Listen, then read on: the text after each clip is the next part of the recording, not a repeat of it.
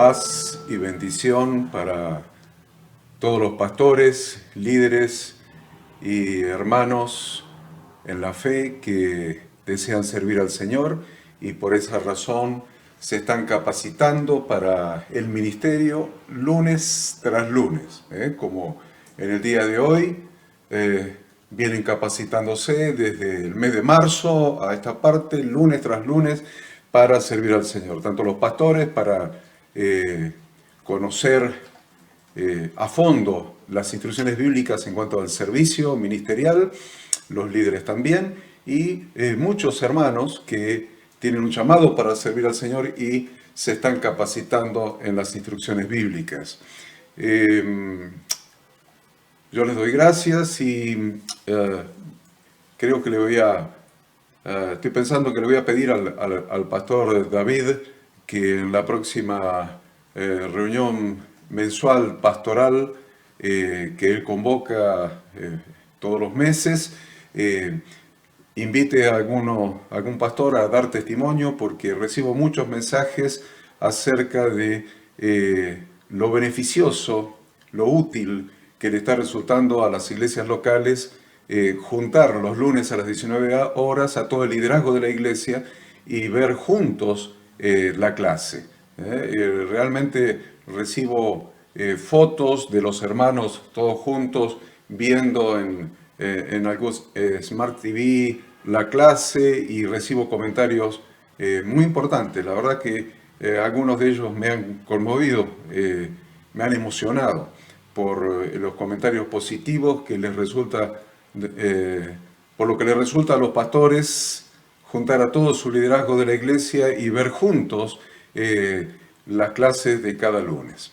Así que yo les agradezco y probablemente a algún pastor le vamos a pedir que dé testimonio de cómo le está resultando en su propia congregación esta actividad conjunta del liderazgo. Hoy tenemos un tema muy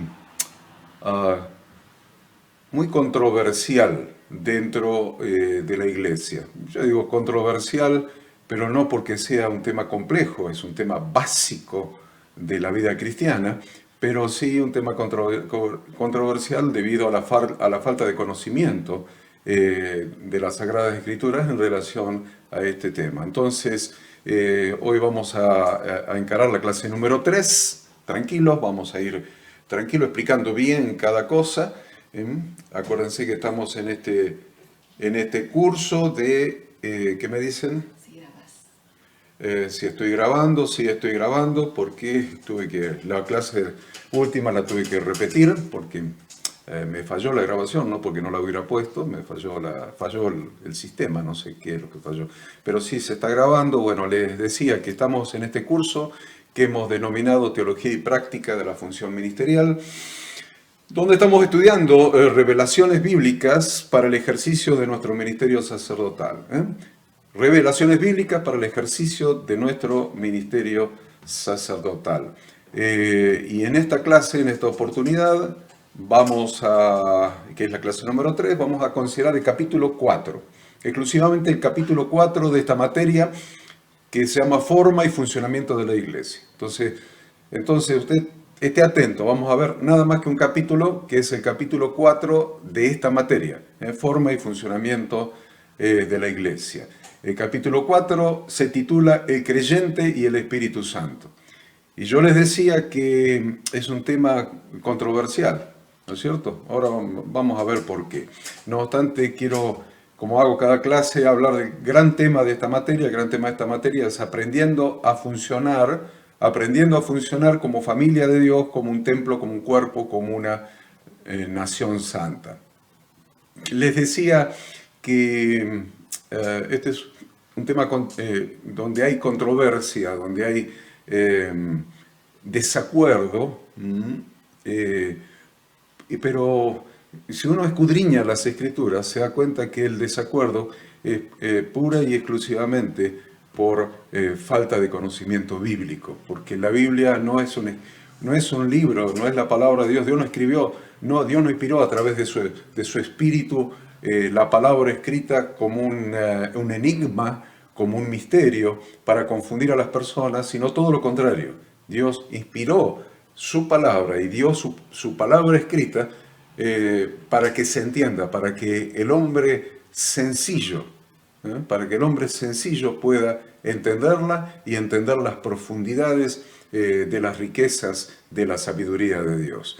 Entonces, cuando vemos que hay alguna controversia con relación a algún tema, siempre lo enseñamos en la materia hermenéutica, no es un problema de la escritura, es un problema de la interpretación, un problema de interpretación, de exégesis de la escritura. Entonces, con el Espíritu Santo muchas veces ha pasado lo mismo y vamos a tratar de dejar lo más aclarado posible los principales aspectos, aunque si usted quiere profundizar más todavía, bueno, hay una materia completa que es la materia neumatología, que es la doctrina del Espíritu Santo. No obstante, como estamos hablando de la función ministerial, es necesario estudiar esto. ¿Por qué? Porque en la mutua edificación de la iglesia se produce a raíz de los dones que el Espíritu Santo derrama en cada uno de los miembros de la iglesia. Así que es muy importante que estudiemos estos temas inherentes al Espíritu Santo. Así que de inmediato vamos a comenzar con este tema. Así que yo le pido que usted esté tranquilo allí, concentrado con lo que vamos a hablar y que tome nota de algunas cosas. Ustedes saben que yo siempre agrego algo más a lo que está escrito, evidentemente, para darle lo que está escrito solamente. Usted lo tiene ahí frente a usted, lo lee. No me necesita a mí transmitiéndolo semanalmente. O sea que usted siempre va a tener algo más, así que siempre tenga o el material de estudio, un cuaderno o algo para anotar las cosas adicionales que vamos enseñando. Entonces, de inmediato ya nos abocamos al estudio del tema. El creyente y el Espíritu Santo. Comenzando a decir esto, ¿cómo obra el Espíritu Santo en el creyente? Necesitamos saber cómo obra el Espíritu Santo en el creyente, de qué maneras se menciona ese obrar del Espíritu de Dios en el creyente en las Sagradas Escrituras. ¿Cómo se los menciona? Se lo menciona, por ejemplo, como un concepto, la habitación del Espíritu Santo. Otro concepto puede ser el sellamiento del Espíritu Santo. Otro concepto puede ser las arras del Espíritu Santo. Otro podría ser el bautismo por el Espíritu Santo. Acuérdense, usé por el Espíritu Santo. Otro podría ser el bautismo con el Espíritu Santo. Otro podría ser el bautismo en el Espíritu Santo. Bien, vamos a aclarar para comenzar estos términos, para que después podamos seguir avanzando, porque la obra del Espíritu Santo la encontramos en las Escrituras desde Génesis, durante toda la Biblia hasta Apocalipsis, y vamos a ver que hay una promesa de Dios hecha en el Antiguo Testamento, tanto en el libro de Jeremías como en el de profeta Ezequiel, a través de los profetas Jeremías y Ezequiel, de una promesa que se cumpliría cuando el Hijo de Dios estableciera lo que se llama la renovación del pacto, lo que es traducido en nuestras Biblias como Nuevo Testamento, en el título de los 27 libros últimos, el Nuevo Testamento, o lo que también es traducido en la Reina Valera versión en 1960 como el Nuevo Pacto. Este es el Nuevo Pacto en mi sangre. En realidad la traducción correcta sería la renovación del pacto. La renovación del pacto. En la sangre de Yahshua, el Hijo del Dios viviente, nuestro Redentor, nuestro Cordero Pascual, nuestro chivo expiatorio del día de la expiación, del día de Yom Kippur. Entonces, tenemos la confirmación, una promesa hecha por el Padre, por Yahweh, en el Antiguo Testamento que se cumpliría como confirmación de ese nuevo pacto. Y se da justamente 10 días después de la ascensión del Cristo resucitado, del Yahshua resucitado. 10 días después de su ascensión a los cielos, se da este acontecimiento que cumple la promesa del Padre, que es el derramamiento de su Espíritu, de su Santo Espíritu, el derramamiento del Espíritu Santo en ese día de Pentecostés.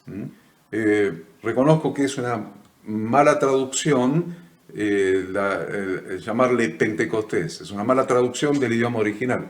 Sería la fiesta de las semanas, pero como en el cristianismo, en la cristiandad se conoce como Pentecostés, lo vamos a llamar de esa manera.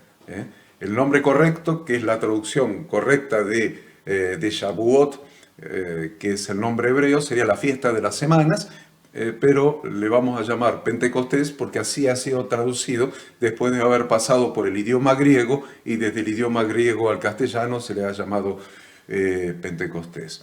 Entonces, ese día de Pentecostés, 10 días después de la ascensión de Cristo, después de haber estado 10 días los discípulos, los 120 discípulos, la iglesia, la iglesia que fundó Jesús, esos 120 discípulos en el aposento alto, después de haber estado esos 10 días, el día de Pentecostés, estando en el templo, fue derramado, se produjo ese derramamiento especial del Espíritu Santo allí, justamente en el templo de Jerusalén, frente a toda la multitud que había venido a adorar en el día de Shavuot o día de Pentecostés. Entonces, hubo un propósito específico por el cual vino ese derramamiento. Y el propósito específico, vamos a decir, en primer lugar, es el cumplimiento de la promesa del Padre hecha a través de los profetas, de que un día Él derramaría de su espíritu sobre toda carne. Y que ese espíritu daría la instrucción de Dios, daría la Torá de Dios en nuestra mente y la escribiría en nuestro corazón para que podamos ser su pueblo y Él sea nuestro Dios. Esa es clarita la promesa. O sea, Dios no hace nada sin motivo, sin razón, sin sentido. Dios todo lo que hace tiene un propósito. Dios hace todo con propósito. Entonces, es probablemente una falta de respeto a Dios todo lo que significó en los últimos 100 y un poquito más de años, lo que significó la proliferación de iglesias pentecostales independientes. No estoy hablando de los pastores pentecostales que ajustan su ministerio a la palabra de Dios.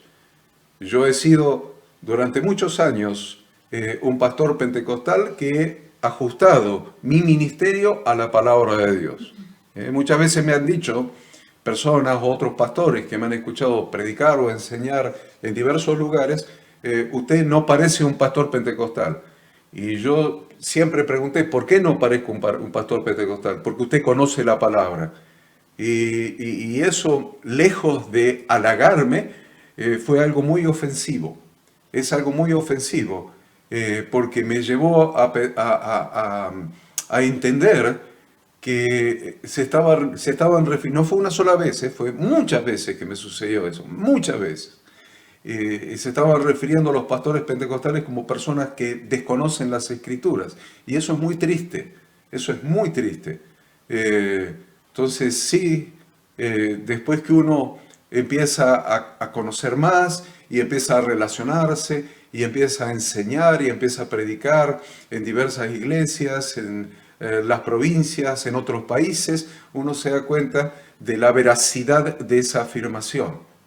Y no estoy hablando de una religión evangélica pentecostal, estoy hablando de la proliferación de pastores independientes, autodenominados pentecostales,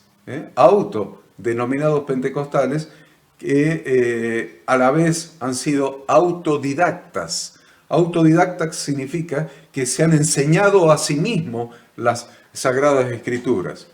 Y esa enseñanza de la Sagrada Escritura que han hecho a sí mismos, ese autoaprendizaje, esa autoenseñanza, ese ser autodidacta, los ha llevado a obviar en ese aprendizaje todos los 39 libros del Antiguo Testamento. Eso está obviado. No hay Espíritu Santo en el Antiguo Testamento.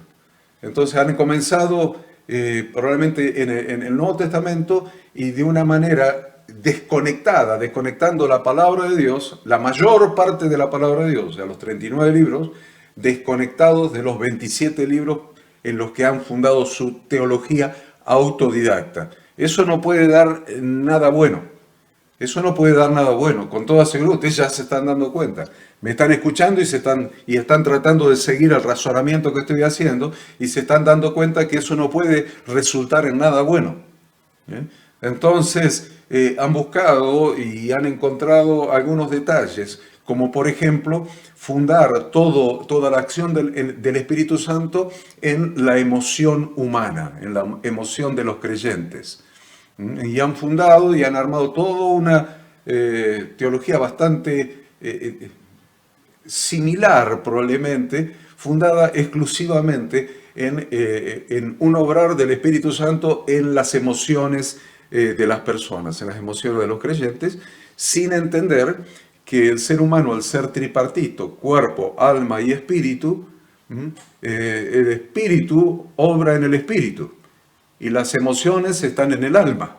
En el alma están los pensamientos, las emociones.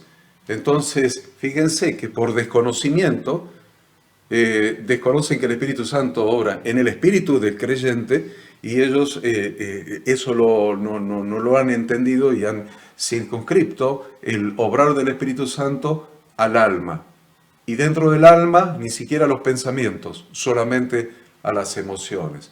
De eso, esto que estoy hablando como introducción, lo estoy hablando para que entendamos qué es lo que sucede cuando las personas no estudian las Escrituras, no estudian la palabra de Dios. Entonces arman una teología, arman una religión que se dice que es cristiana, pero que no tiene nada que ver con las enseñanzas de Cristo, porque Cristo enseñó la palabra de su Padre. Eso está muy claro. Entonces, de cristianas, estas religiones que han proliferado no tienen nada más que todo han avergonzado a Dios. Más que todo han avergonzado el Evangelio, más que todo han avergonzado a Jesucristo, porque se han convertido en la burla y en el hazmerreír de la gente inconversa y con justa razón.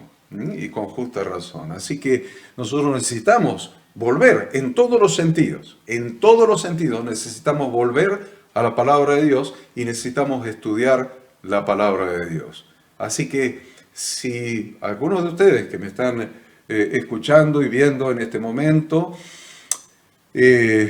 considera que ha cometido este error, esta falla que yo acabo de mencionar, bueno, no se sienta avergonzado porque Dios siempre nos da la oportunidad de hacer teshuvá, o sea, de volver a su palabra.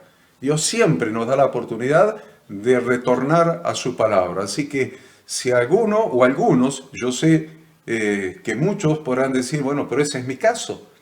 Yo soy autodidacta, yo recibí al Señor, miré la Escritura y vi que el mover, el espíritu, las risas espirituales, las borracheras espirituales, los llantos, las revolcadas, los gritos, los saltos, y eso es lo único que conozco, o eso y un poco más. Bueno, no se avergüence por eso, porque Dios le está dando la oportunidad. Justamente el Espíritu Santo le está dando la oportunidad de retornar a la palabra y escudriñar las Escrituras para entender, de acuerdo a la palabra de Dios, el obrar de su Espíritu en la iglesia. O sea que ninguno se sienta excluido ni juzgado. No es la intención ni juzgar ni excluir a nadie, todo lo contrario. La intención es llevar la luz de la palabra de Dios a la mente, al corazón, al conocimiento, para que podamos ejercer nuestro ministerio sacerdotal de acuerdo al propósito de Dios. Así que vamos tranquilos, vamos estudiando. De eso se trata, de estudiar juntos las revelaciones de la palabra de Dios. Yo cuando fui a la universidad y la verdad que cuando me senté por primera vez ahí en los bancos con Economía 1, o Introducción a la Economía, después Economía 1, después Economía 2, la verdad no sabía nada de economía. No sabía nada, cero es lo que sabía de economía. Tenía 19 años, no sabía nada de economía. Pero ¿saben qué? No me avergoncé de estar sentado en ese banco junto con todo el resto de los alumnos y con ese profesor al frente. No tenía vergüenza porque estaba ahí para aprender. Y estamos en este curso, en este diplomado teórico o teológico, diplomado teológico y práctico para el ejercicio de la función ministerial. Estamos juntos para aprender, así que ninguno tiene por qué sentirse avergonzado por desconocer algo, porque estamos juntos justamente para aprenderlo. Así que vamos a ver un poco cómo obra, como introducción, cómo obra el Espíritu Santo en el creyente. Y lo primero que vamos a hablar es de la habitación del Espíritu Santo. Yo dije que íbamos a hablar de habitación, de sellamiento, de arras, de bautismo, de llenura. Perfecto. Vamos a hablar primero de la habitación del Espíritu Santo. ¿A qué le llamamos la habitación del Espíritu Santo? Habitar quiere decir morar, quiere decir residir. Entonces, habitar quiere decir morar, quiere decir residir, quiere decir estar en, vivir en, establecer un lugar de residencia. Entonces, eso es la habitación del Espíritu Santo.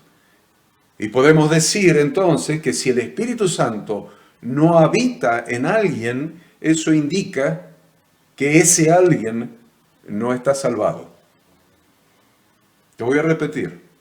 Habitación, estamos hablando de habitación del Espíritu Santo, de la morada del Espíritu Santo, de que el Espíritu Santo esté en mí. Si el Espíritu Santo no está en alguien, no habita en alguien, eso es una indicación bíblica clarísima de que esa persona no es salva. Vamos a ver algunos textos, por lo menos vamos a ver cuatro textos vamos a ver. El primero es Romanos 5:5. Dice, y la esperanza no avergüenza, porque el amor de Dios ha sido derramado en nuestros corazones por el Espíritu Santo que nos fue dado. Alguno puede decir, bueno, pero el Espíritu Santo no necesariamente se me dio en el momento que recibí a Cristo en mi corazón, en el momento que acepté el mensaje del Evangelio y por la verdadera arrepentimiento bíblico y verdadera fe bíblica retorné al Padre. Puede decir que ahí no se me haya dado, porque acá no dice cuándo. Dice, ha sido derramado en nuestros corazones por el Espíritu Santo que nos fue dado. Pero por lo menos tomemos este primer texto, que el apóstol Pablo le está escribiendo a los romanos, que el amor de Dios ha sido derramado en nuestros corazones por el Espíritu Santo que nos fue dado. Vamos a Hechos 5:32. Y nosotros somos testigos suyos de estas cosas. Y también el Espíritu Santo, el cual ha dado Dios a los que le obedecen. Ya avanzamos un poquito más. Ahora sabemos que los que le obedecen son habitación del Espíritu Santo. Avanzamos un poco más. Antes no sabíamos cuándo. Ahora ya sabemos que los que han obedecido al Evangelio, los que han obedecido a la predicación del Redentor, de nuestro Yahshua, de nuestro Señor Jesucristo, los que han obedecido al Evangelio, han creído al Evangelio, han recibido, Dios les ha dado el Espíritu Santo. Acá avanzamos un poco más. Y, por ejemplo, el apóstol Pablo, escribiendo a los Corintios, en su primera carta, le dice, ¿no sabéis que sos templo de Dios? ¿No sabéis que sois templo de Dios y que el Espíritu de Dios mora en vosotros? Y ahí avanzamos un poco más, porque el apóstol Pablo le está escribiendo a la iglesia más carnal de todo el Nuevo Testamento. a la iglesia más carnal, más niña espiritual de todo el Nuevo Testamento, a la iglesia de Corinto.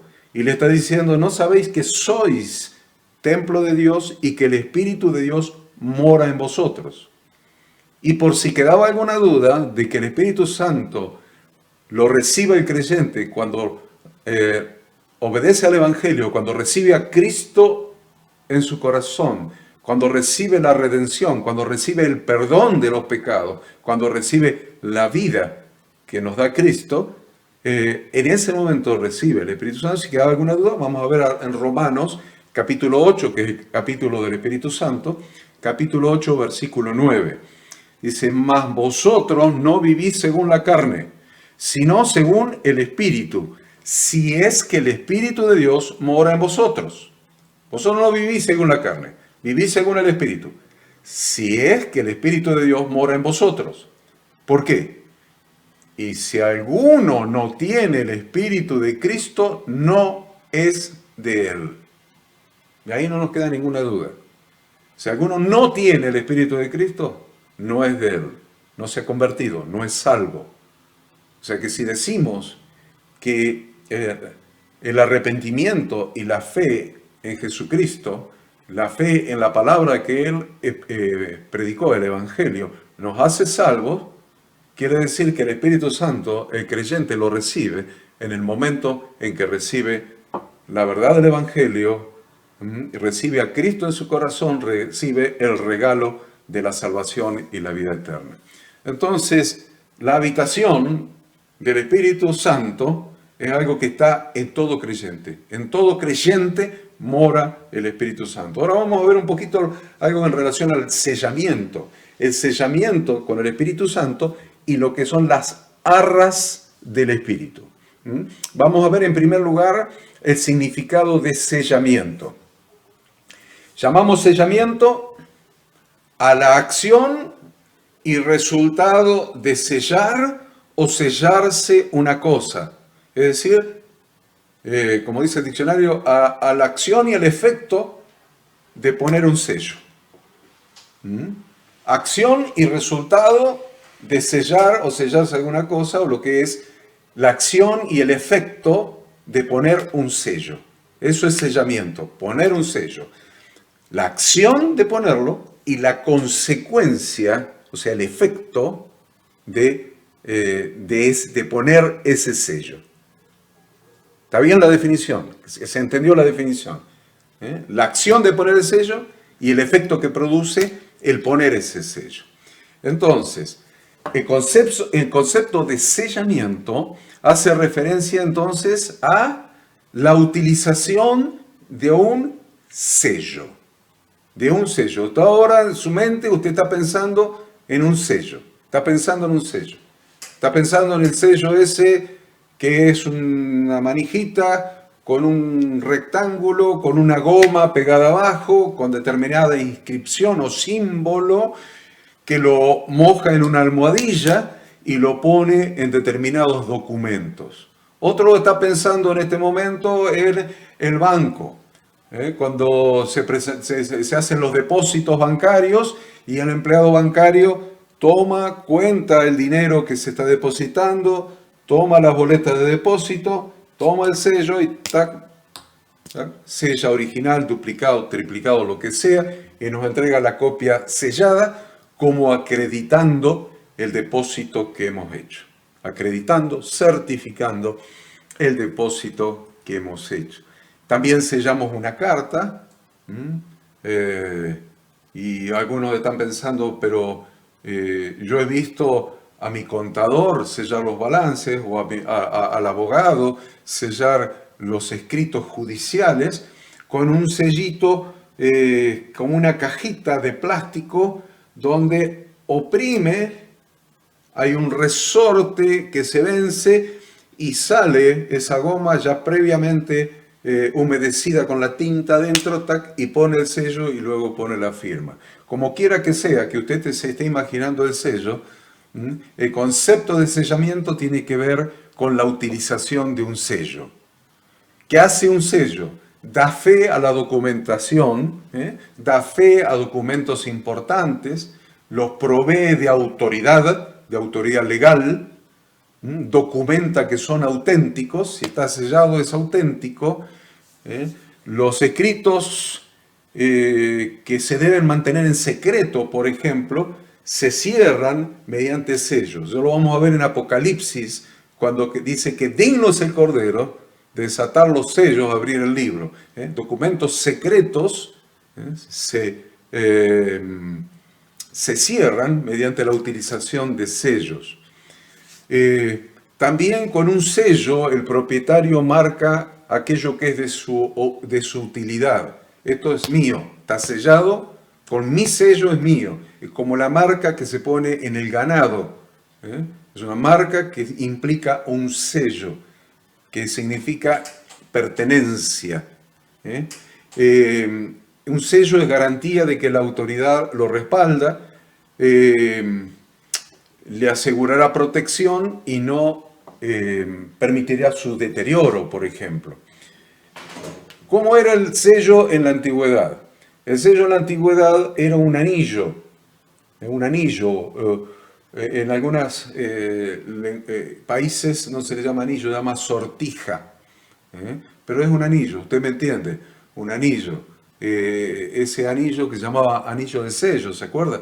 En el siglo pasado, en el siglo XX, muchos usaban ese anillo y todavía algunas personas lo usan, que es un anillo que tiene un rectángulo donde están las iniciales de la persona y a eso ya se le llama anillo de sello. Entonces, en la antigüedad o era un anillo o era un objeto cilíndrico que llevaba el nombre de su propietario o una marca o un diseño, un logotipo, y a veces ambos, tanto el nombre como el logotipo. Y en la antigüedad eran grabados en metal o en piedra preciosa.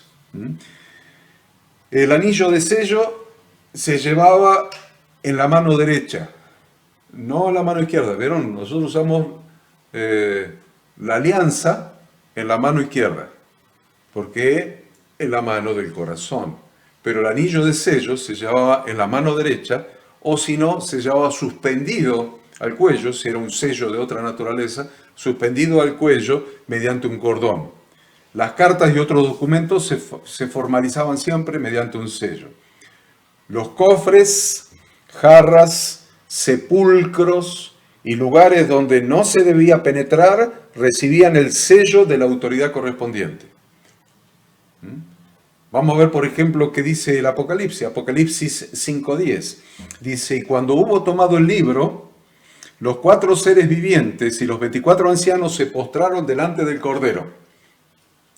Todos tenían arpas y copas de oro llenas de incienso, que son las oraciones de los santos, y cantaban un nuevo cántico diciendo, digno eres de tomar el libro y de abrir sus sellos, porque tú fuiste inmolado y con tu sangre nos has redimido para Dios de todo linaje y lengua y pueblo y nación, y nos has hecho para nuestro Dios reyes y sacerdotes, y reinaremos sobre la tierra.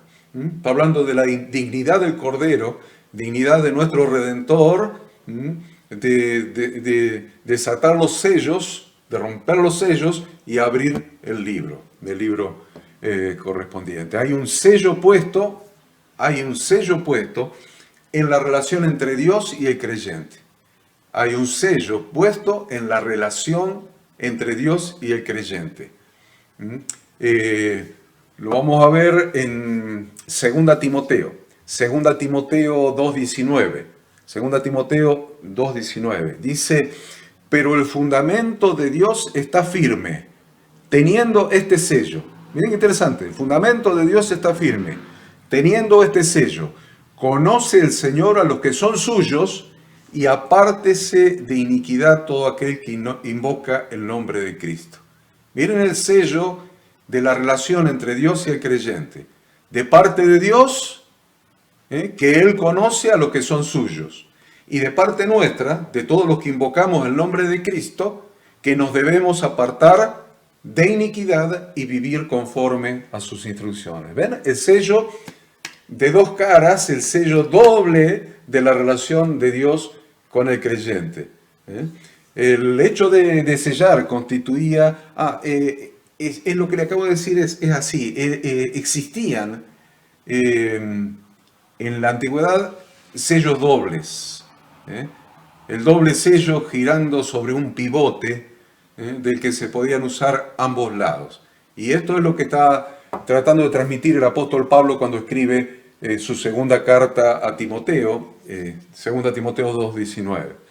Entonces, el proceso de sellar, el hecho de sellar era un proceso legal mediante el que se confirmaba un acto de entrega o prohibición o reserva. Y también se empleaban con frecuencia como testimonio y prueba de utilidad.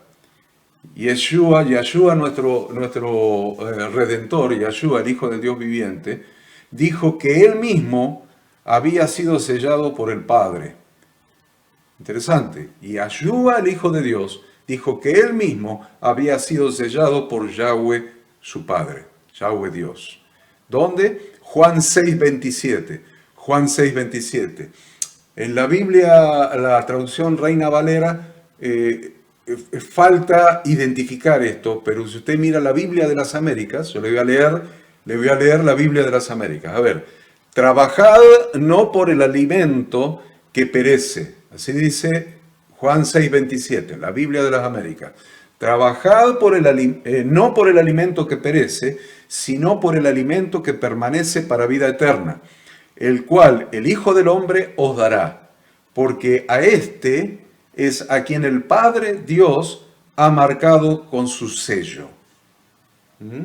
A este, o sea, Yeshua, el Padre Dios ha marcado con su sello. Sin duda que se estaba refiriendo al descenso del Espíritu Santo sobre él en su bautismo. El Padre Dios lo ha marcado con su sello. Y acuérdense que estamos hablando que el sello es el Espíritu Santo. Entonces se está refiriendo a cuando descendió el Espíritu Santo sobre Yeshua, cuando fue bautizado, y más la confirmación de su Padre, que dijo, este es mi Hijo amado. Esto vamos a decir en relación al sello, para que usted tenga una introducción para entender todo lo que significa el Espíritu Santo en nuestra vida. El sellamiento. Ahora vamos a ver un poquito qué significa las arras. Las arras, la palabra arras. La palabra arras siempre se utiliza en plural. Arras. Nunca se utiliza en singular, no existe. Siempre es en plural. Y se trata de un vocablo griego que alude, según su primera acepción, a la prenda que se otorga en modo de garantía de un contrato. A la prenda que se otorga a modo de garantía de un contrato. Nosotros diríamos, es un anticipo a cuenta de mayor precio. Exactamente, es un anticipo a cuenta de mayor precio. Esto significa que las arras son un anticipo monetario que se entrega como una seña para reservar un bien inmueble o un bien mueble. Se entrega esta seña con la firma de un precontrato en el que se establece la obligación de concretar otro contrato en el futuro. Se establece la obligación de concretar otro contrato en el futuro, que es el contrato de compraventa, cuando se entrega, cuando se produce lo que jurídicamente se llama la tradición de la cosa, cuando se transfiere el bien porque se completó el pago del precio. Muy interesante esto al hablar del Espíritu Santo, porque existen diferentes clases de arras. Le voy a mencionar por lo menos 4 clases de arras. 4. La primera clase de arras que vamos a mencionar, que se llama las arras confirmatorias. Son aquellas que se entregan como parte de pago, es el anticipo, ¿ven? Siendo un porcentaje del total a pagar. Un porcentaje de lo que voy a pagar en definitiva. En caso de que se registre un incumplimiento de alguna de las partes, la otra tiene el derecho de exigir el cumplimiento del contrato. Si alguien lo cumple, el otro tiene el derecho de exigir el cumplimiento del contrato.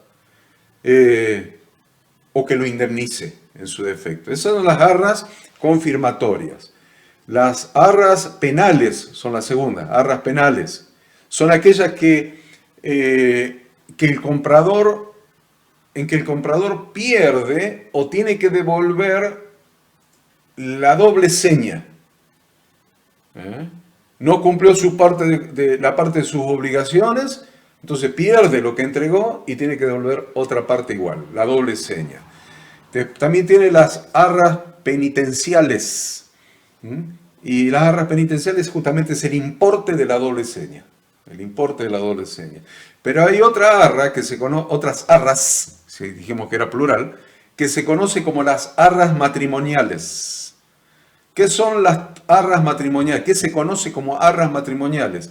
A las 13 monedas, escuchen esto, a las 13 monedas que tradicionalmente intercambiaban los novios durante la ceremonia de casamiento. Esas 13 monedas eran un simbolismo sobre el hecho de compartir los bienes en la nueva sociedad que se establece. Qué interesante en relación con el Señor y con el reino de Dios. Luego de esta suerte de transacción, con estas 13 monedas, el contrato de matrimonio se perfeccionaba. Se perfeccionaba. ¿Qué quiere decir perfeccionar? El verbo perfeccionar, en este caso, hace referencia al cumplimiento de ciertos requisitos que hacen posible la puesta en vigencia y la adquisición de fuerza jurídica del contrato. Perfecciona el contrato. Lo perfecciona. Le da plena vigencia y forma jurídica. Según las bases del derecho. Este fenómeno entonces se conoce con el nombre de perfeccionamientos. Se perfecciona el contrato. Cuando no se cumplen los elementos de perfeccionamiento, entonces tiene lugar la nulidad del acto, por lo cual es como si no se hubiera celebrado.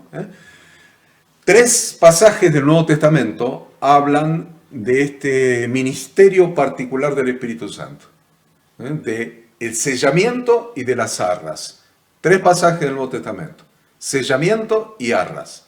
El primero está en 2 Corintios 1, 21 y 22, que dice: y el que nos confirma con vosotros en Cristo, el que nos confirma con vosotros en Cristo, y el que nos ungió es Dios, el cual también nos ha sellado y nos ha dado las arras del Espíritu en nuestros corazones. Dice que Dios nos ha sellado y nos ha dado las arras del Espíritu en nuestros corazones. El segundo texto que vamos a mencionar está en Efesios 1, 13 y 14. Dice: en él también vosotros, habiendo oído la palabra de verdad, el evangelio de vuestra salvación, y habiendo creído en él, fuisteis sellados con el Espíritu Santo de la promesa, que es las arras de nuestra herencia hasta la redención de la posesión adquirida para alabanza de su gloria. Entonces, agrega que fuimos sellados con el Espíritu cuando creímos. Habiendo creído en Él, fuisteis sellados. O sea, fuimos sellados con el Espíritu Santo cuando creímos. Y además dice que el Espíritu es las arras de nuestra herencia. Las arras de nuestra herencia es el anticipo de nuestra herencia. Sobre la base entonces de Efesios 1:13, podemos decir que teológicamente el creer y el sellamiento son simultáneos. El creer y el sellamiento son simultáneos, y en ese momento recibimos las arras, o sea, el anticipo del Espíritu Santo, el Espíritu Santo como anticipo de la herencia, de la plenitud que va a ser la herencia que vamos a recibir cuando veamos a Dios cara a cara. Entonces es el anticipo. ¿Y saben por qué? Tiene que ser así, porque si no habría creyentes sellados y creyentes no sellados. Y no puede haber creyentes no sellados. Si no está sellado, no es creyente, no es salvo.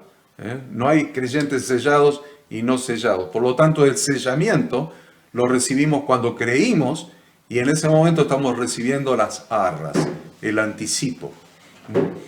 Efesios 4:30 dice, y no contristéis al Espíritu Santo de Dios, con el cual fuisteis sellados para el día de la redención.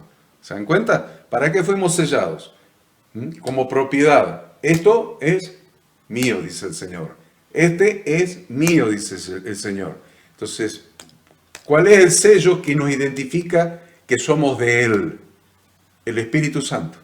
El Espíritu Santo. Ese es el sello. Con el Espíritu Santo fuimos sellados para el día de la redención. Muy interesante. Hasta ahora vimos tres cosas.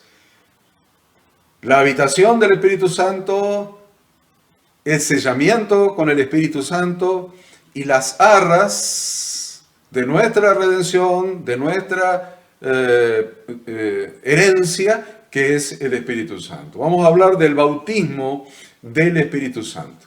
Acá viene el punto en el que más atención tenemos que prestar. El punto en que más atención tenemos que prestar. Porque tenemos que prestar atención a la palabra que se usa combinada con. Si es el bautismo por el Espíritu Santo, van escuchando, ¿no? Si es el bautismo por el Espíritu Santo, o el bautismo con el Espíritu Santo, o en el bautismo en el Espíritu Santo. Eso se llama preposición. El bautismo con el Espíritu Santo, por el Espíritu Santo, o en el Espíritu Santo. Entonces vamos a ver primero. Por el Espíritu Santo, dice... esto fue traído hasta este lugar por Ada. ¿Qué es lo que significa? Significa quién trajo esto. Estos auriculares fueron traídos hasta este lugar por Ada. ¿Qué es lo que está significando? ¿Quién trajo estos auriculares hasta este lugar? Entonces, cuando dice que ha sido bautizado por el Espíritu Santo, significa por medio de quién fue bautizado todo creyente. ¿Por medio de quién? Entonces, el Espíritu Santo es el que bautiza al creyente en el cuerpo de Cristo. El Espíritu Santo es el que bautiza al creyente en el cuerpo de Cristo. ¿A quiénes? A los que creen. Es un ministerio del Espíritu Santo. Bautizar a los creyentes en el cuerpo de Cristo, a los que creen. Y esto lo realiza a través de la iglesia. Dice, no, pero eso lo hace el Espíritu Santo. No, el Espíritu Santo lo hace bautizado por el Espíritu Santo. No tiene manos. El Espíritu Santo es espíritu, pero habita en la iglesia. Entonces bautiza a través de la iglesia. ¿Pero quién es el que bautiza? ¿La iglesia o el Espíritu? Es el Espíritu a través de la iglesia. Es como el caso de Ananías y Zafira. ¿Qué le dijo el apóstol Pedro? ¿Por qué habéis mentido al Espíritu Santo? Y Ananías podría haber dicho, ¿yo cuándo le mentí al Espíritu Santo? Yo nunca mentí al Espíritu Santo.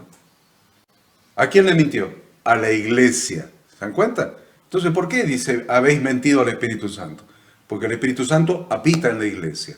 O sea que cuando la iglesia bautiza en agua a una persona, esa persona está siendo bautizada por, acuérdense la palabra por, está siendo bautizada por el Espíritu Santo para ser añadida a la iglesia.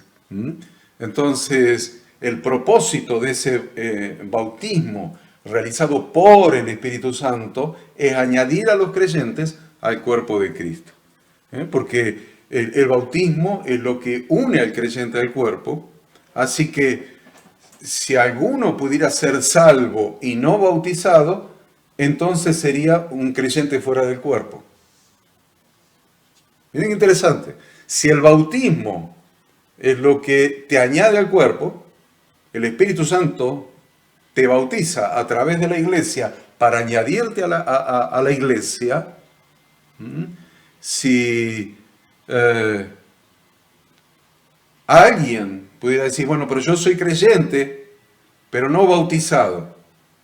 Si el bautismo es lo que te añade, ese creyente no bautizado no es parte del cuerpo porque no ha sido añadido por el bautismo. Esa es la importancia que tiene el bautismo. Esa es la importancia por la cual nosotros, como siervos de Dios, tenemos que bautizar a las personas apenas creen. Porque el único requisito que hay, si crees, bien puedes. Le dijo, ¿quién le dijo al eunuco? ¿Quién adita? Felipe, ahí está. Le dijo Felipe al eunuco, si crees, bien puedes. El bautismo, entonces, no hay ninguna parte en las Escrituras, no hay ni siquiera una, a que el creyente sea bautizado por el Espíritu Santo. No hay textos que digan eso. Se ha bautizado por el Espíritu Santo. ¿Por qué? Porque el Espíritu Santo es el que lo bautiza a través de la iglesia para añadirlo a la iglesia. Todos los creyentes han experimentado este ministerio del Espíritu Santo. Han sido bautizados por el Espíritu Santo a través de la iglesia en agua para ser añadidos a la iglesia. Los creyentes cristianos son bautizados en Cristo. En Cristo. En Cristo. Hay muchas dudas. Me preguntaba un pastor una vez viajando hacia el Chaco, si había que bautizar en el nombre de Cristo, en el nombre de Jesucristo o en el nombre del Padre, del Hijo y del Espíritu Santo. Bueno, los que han estudiado profundamente las Escrituras coinciden todos 100% de que los textos de Mateo al final, donde habla bautizándolos en el nombre del Padre y del Hijo y del Espíritu Santo, han sido añadidos a la Escritura original. El mandato de Yeshua, de nuestro Redentor, es bautizarlos en el nombre de Cristo. Algún día, en alguna lección, le voy a explicar por qué en el nombre de Yeshua. ¿Por qué en el nombre? ¿Qué significa bautizar en el nombre? Entonces van a entender que eso va a quedar clarísimo para ustedes, pero tomemos ahora como válido que son bautizados en el nombre de Cristo, y bautismo significa muerte, sepultura y resurrección, y me identifico con la muerte, sepultura y resurrección de nuestro Redentor.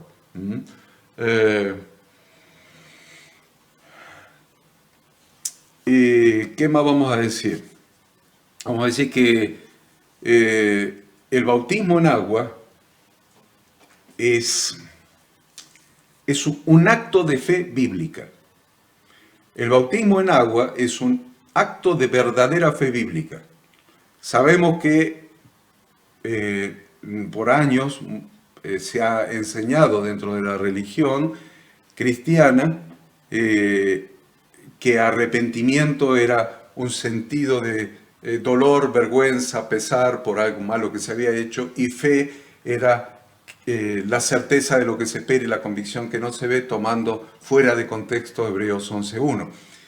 Pero escudriñando las Escrituras entendemos que el verdadero arrepentimiento bíblico es lo que en hebreo es teshuvá, que es conversión, es retorno a Dios a través de Cristo para cumplir su palabra, y la fe, en realidad la verdadera fe bíblica es emuná, que es una fe que implica lealtad con el Redentor, y la lealtad implica cumplir su palabra. Entonces, ¿qué es lo que sucede en el corazón de las personas? ¿Y qué sucede en su vida cuando recibe el Evangelio, cuando acepta a Cristo, cuando recibe el reino de Dios? Se produce ese verdadero arrepentimiento bíblico y esa verdadera fe bíblica. Y esa fe bíblica te lleva automáticamente a un compromiso, porque esa fe bíblica es lealtad, es compromiso. Entonces, como te lleva a un compromiso, lo primero que la persona hace es dar testimonio físico de lo que hay adentro de su corazón. Y ese testimonio físico es el bautismo, es la obediencia. El que creyere y fuere bautizado será salvo. O sea,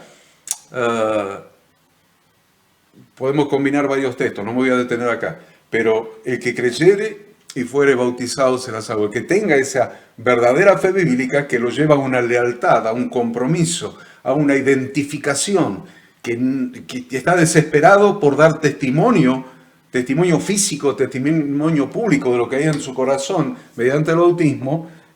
Entonces eso es el bautismo, una expresión de la verdadera fe bíblica. Entonces, si usted quiere algún texto más que le confirme esto de que bautizado por el Espíritu significa ser bautizado en agua por el Espíritu Santo que está en la iglesia para ser añadido a la iglesia, veamos 1 Corintios 12:13. 1 Corintios 12:13 le va a decir, porque ven, ahí está la palabra por un solo Espíritu fuimos todos bautizados en un cuerpo. Por un solo Espíritu, el añadido al cuerpo. Por un solo Espíritu fuimos todos bautizados en un cuerpo. Sean judíos o griegos, sean esclavos o libres, y a todos se nos dio a beber de un mismo Espíritu. A todos. Y le está hablando otra vez a los corintios, que es la iglesia más carnal. A todos se nos dio a beber de un mismo Espíritu. Entonces, confirma claramente que todos los miembros del cuerpo de Cristo han sido bautizados en agua, en el nombre de Jesús, y al igual que todos se les ha dado a beber de un mismo Espíritu. ¿Por qué se nos dio a beber del mismo Espíritu? Por su morada en el creyente. Que esto se dirija a la iglesia de Corinto, ustedes ya saben, es la iglesia más carnal, así que si es aplicable a la iglesia de Corinto, es aplicable a cualquier otra. Pero ahora vamos a ver otro aspecto, que es bautizados con o en el Espíritu Santo. Y estas dos preposiciones se utilizan indistintamente. En los evangelios se utilizan indistintamente. Usted va a ver que un mismo texto en un evangelio está hablando de ser bautizado con el Espíritu Santo, y en otro evangelio está hablando de ser bautizado en el Espíritu Santo. O sea, con y en se utilizan indistintamente. Y tiene que ver, y acá sí llegamos al punto que es básico y es fundamental para la iglesia y para todo creyente en forma particular. El ser bautizado con o en el Espíritu Santo tiene que ver con llenura.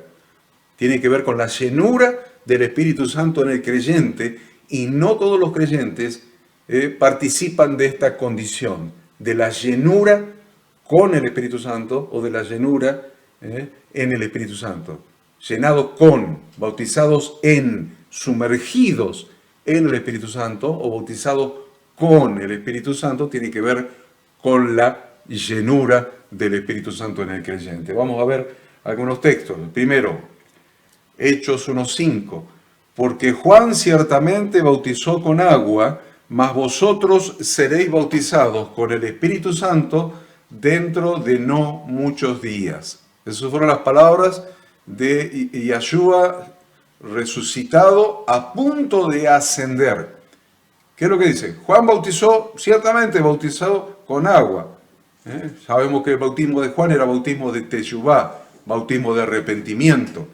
Mas vosotros, dice, vosotros, que se van a quedar acá en Jerusalén, dentro de 10 días, acá dice dentro de no muchos días, dentro de 10 días, van a ser bautizados con el Espíritu Santo. Y eso es llenura. Nunca en la historia de la humanidad hubo una llenura tal con el Espíritu Santo que justamente ese día de Pentecostés. El día de Pentecostés del año 30 de la era común.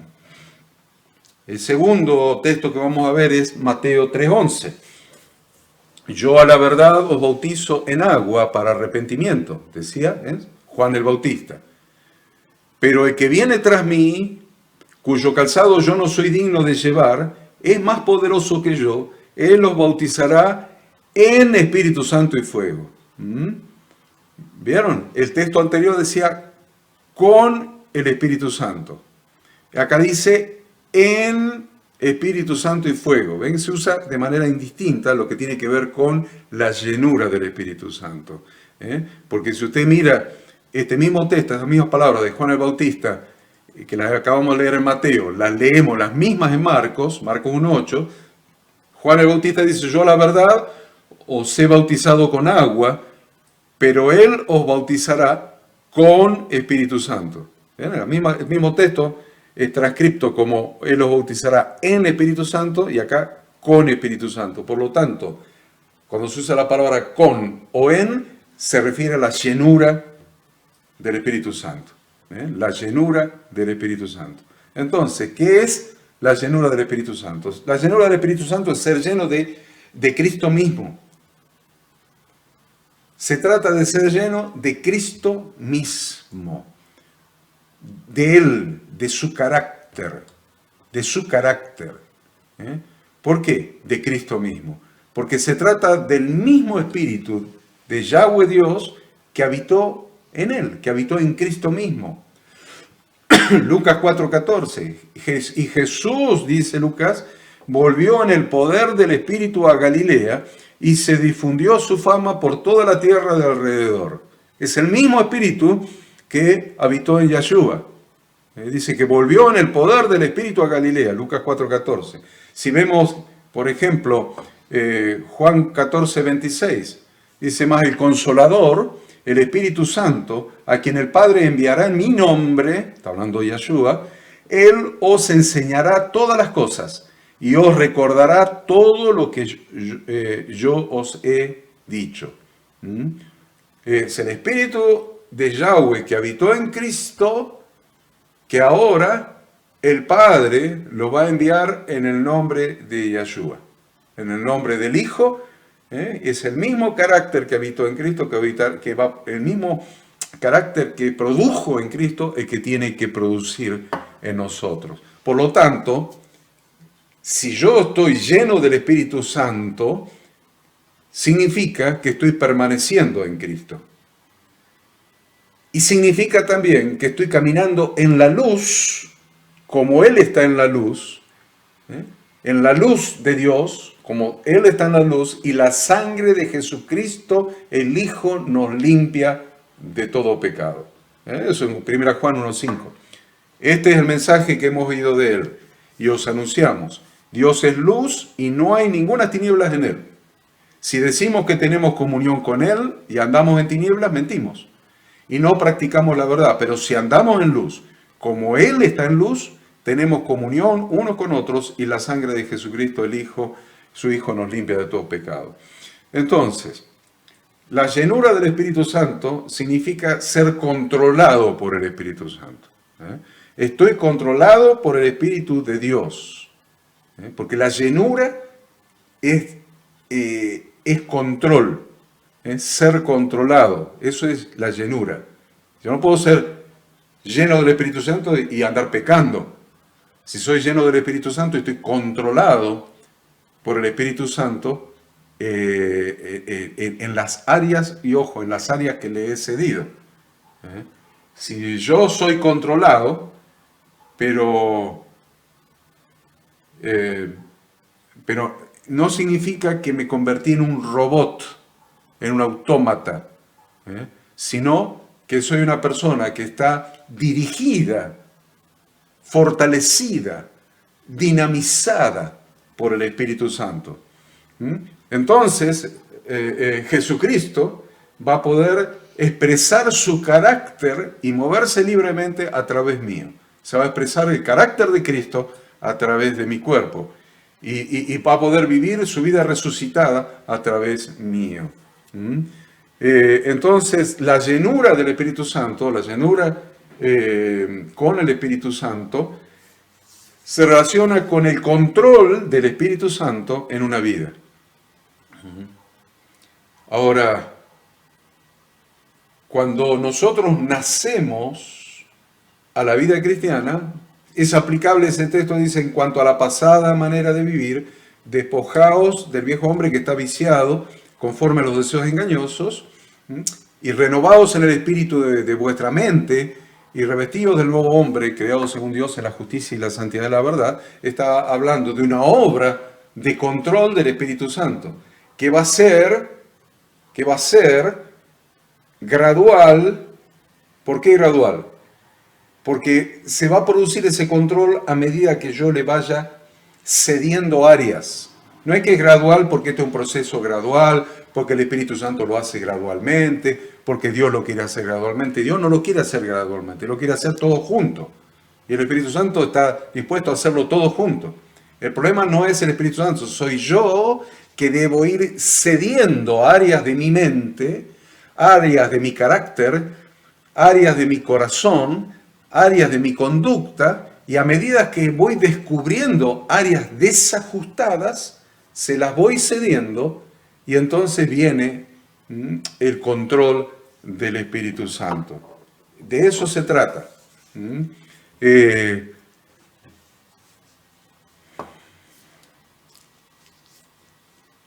El tema es qué es la madurez espiritual o qué es ser espiritual. La madurez espiritual es a medida que voy escudriñando la palabra de Dios, porque acuérdense, siempre el Espíritu Santo actúa a través de las Escrituras, siempre. Porque el Espíritu Santo fue dado por el Padre, según su promesa, Jeremías 31:33, para dar la palabra de Dios en mi mente y escribirla en mi corazón. Quiere decir que a medida que voy escudriñando, que voy estudiando la palabra de Dios, voy descubriendo áreas de mi vida que están desajustadas de las instrucciones de Dios y cedo esas áreas de mi vida al control del Espíritu Santo, que ese control va a ser simplemente ajustarla a las instrucciones de Dios establecidas en su palabra. Entonces, a medida que se va produciendo mayor madurez, salen a la luz más y más áreas que necesitan el control de Dios a través del Espíritu, y son áreas que voy a ajustar a las instrucciones de Dios por el obrar del Espíritu Santo. Entonces, a medida que vamos cediendo el control sobre esas áreas, vamos a madurar, nuestro carácter se va a parecer más al carácter de Cristo, vamos a madurar más y así sucesivamente. Cuando un creyente está lleno del Espíritu Santo, no solamente recibe poder sobrenatural para testificar, sino que su personalidad necesariamente debe comenzar a cambiar. No solamente recibe poder para predicar el domingo, el sábado, o predicar en la calle, o hacer algún acto extraordinario. No. Necesariamente su personalidad tiene que empezar a cambiar. Y conforme va continuando, continúa caminando en el control y el poder del Espíritu Santo, el fruto del Espíritu Santo se hace cada vez más evidente en su vida. ¿Y cuál es el fruto del Espíritu Santo? Según Gálatas 5:22 y 23.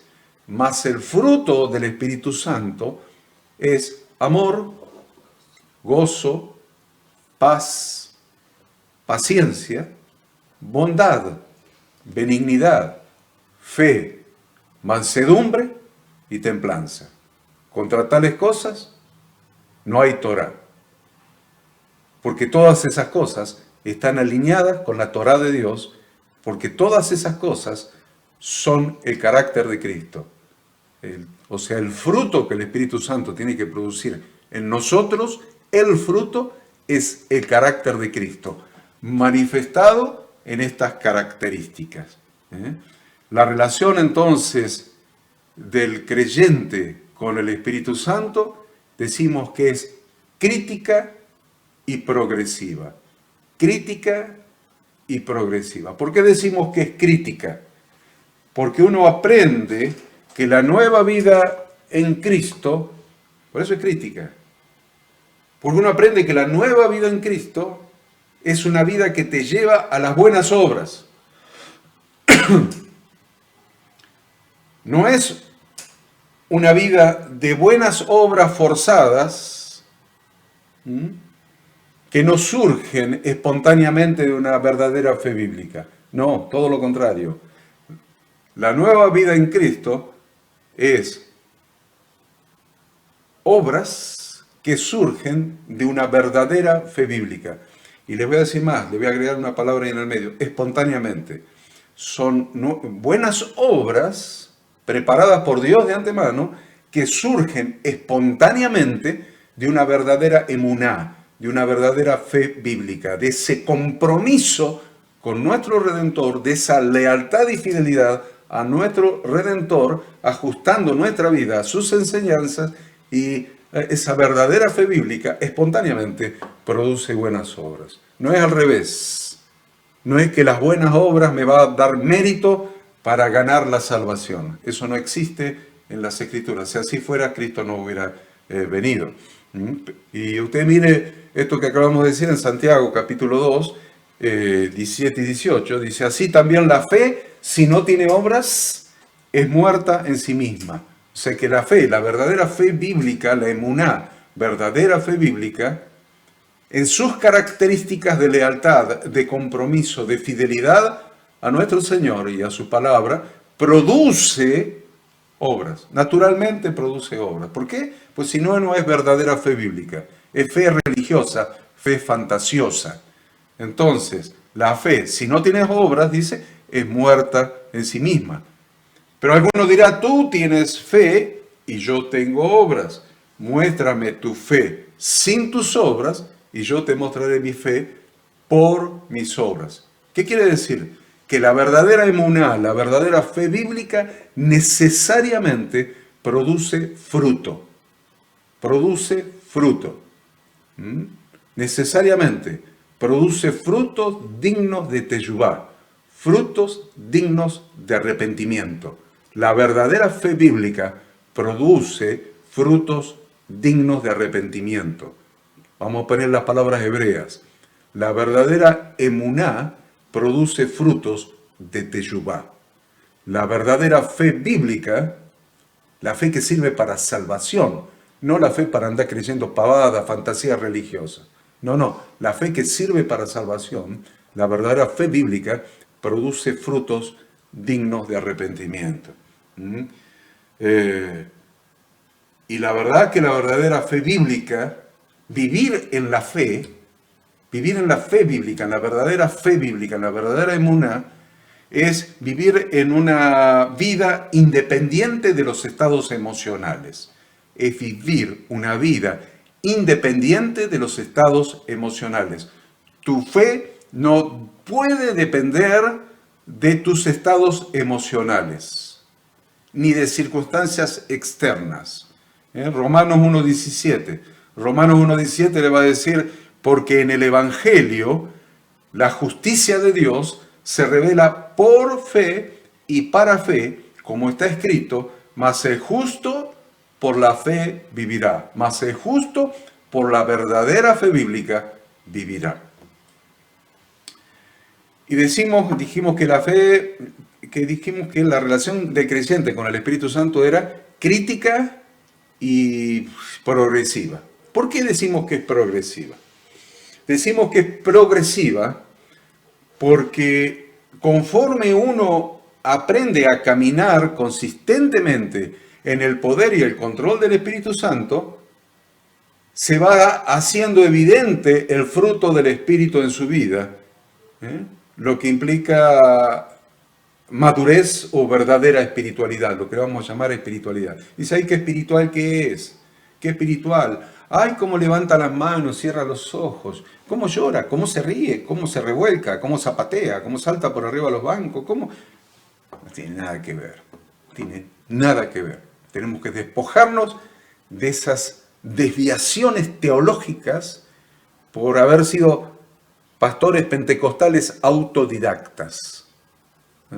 Yo les puedo recomendar, si usted quiere comprar libros de teología pentecostal, los tengo en mi biblioteca, libros de teología pentecostal que los va a llevar a una verdadera revelación de la palabra de Dios.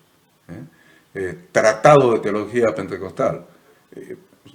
Hay muchísima bibliografía, lo va a llevar a una verdadera fe bíblica y no a la fantasía que ha surgido de ser autodidacta y que pasó todo por el emocionalismo. Y si en una reunión de un domingo no hay emoción, no se salta, no se grita, no se canta con vehemencia, no estuvo el Espíritu Santo. Entonces hemos contristado al Espíritu Santo. ¿Qué contristado al Espíritu Santo? El Espíritu Santo lo contristaste toda la semana. Porque el Espíritu Santo tiene que ver con una cuestión crítica, como decimos, y progresiva. ¿Qué es progresiva?